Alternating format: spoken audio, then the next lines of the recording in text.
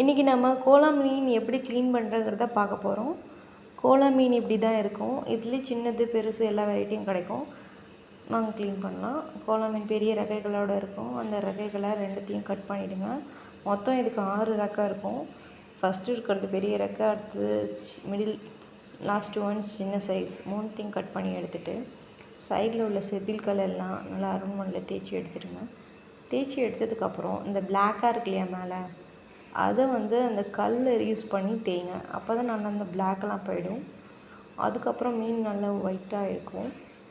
அந்த மீன்களை அதுக்கப்புறம் நல்லா வாஷ் பண்ணி எடுத்துகிட்டு சைடில் செவில்னு சொல்லுவாங்க, சுவாசிக்கும் இல்லையா, அந்த பகுதியை 2 பக்கமும் கட் பண்ணி எடுத்துகிட்டு மீனை துண்டு போடுங்க. துண்டு போட்டதுக்கப்புறம் உள்ளே கையை விட்டு குடல்கள்லாம் எடுத்து கீழே போட்டுருங்க.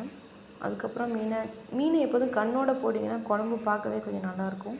அதனால் மீனை கண்ணோடே நெக்ஸ்ட்டு கழுவி எடுத்தால் மீன் ரெடி.